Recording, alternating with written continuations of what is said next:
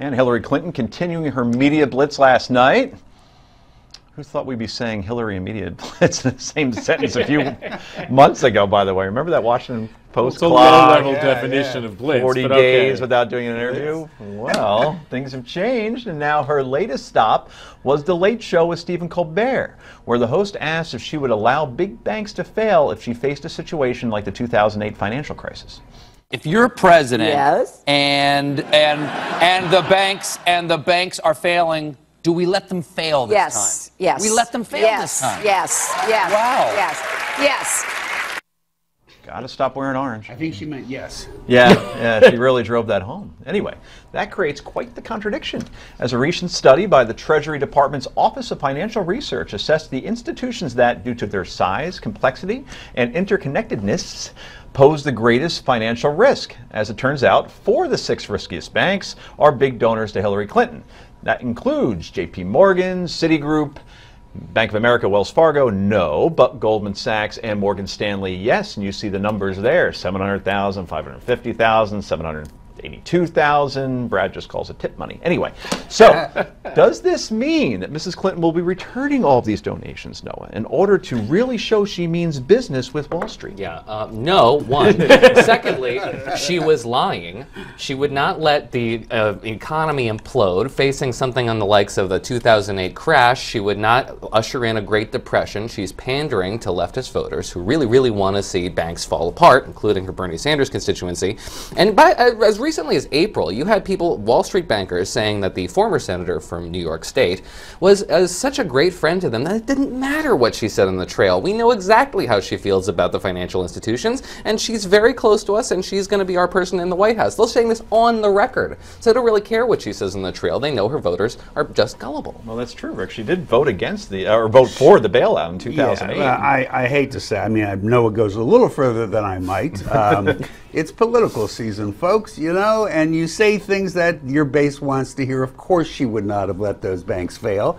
It would have created a horrible situation. It had to be done, and she wouldn't let it happen again if this were to happen again, God forbid. It's political time. But I wouldn't be so quick to pick on her base being so stupid as to believe things, because we can talk about the base of your party and get into some of the things they seem to be swallowing. Quite a few of them are very gullible, but I would also say that it's untoward to believe that her supporters would buy something so obviously I certainly false. don't buy it. Brad, I remember a game called Etch-a-Sketch when I was growing up, and then Mitt Romney, I believe, still have one. What do you mean growing up? Do you really? Of course. Yeah. That's what I've grown up.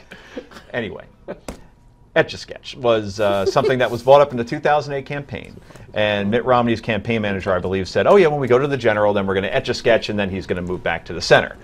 Is that what Hillary Clinton's going to do here? Would she then say she would support a bailout when we get to the general? I assume she will, because it's outrageous to say she won't. I mean, the truth is, this is one of these weird things the far left and the far right agree about. Don't bail out the banks, and it's callous in both cases. Saving banks is not simply about saving a bunch of fat cats, and if that's the definition of her base, it's a bad understanding of the Democratic base. Most people are affected if those banks aren't the ramifications are very simple. All those people are trying to squirrel away a couple $1,000s when they're old.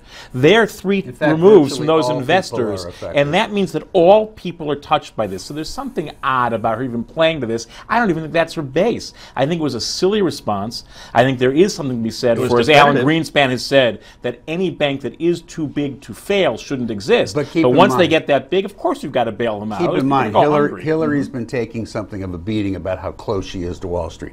That's what it was about. This was her way of saying, no, I'm not that close to them. I'll let them go down. Then she should make the argument, I'm close to them, and that's how I'll hold them accountable and try and make that argument. Say I'm going to let all the banks implode. Is her base will go hungry if that happens. It's ridiculous. Did you hear the reaction of the crowd? Whee! They all thought it was like the greatest thing ever. Cool.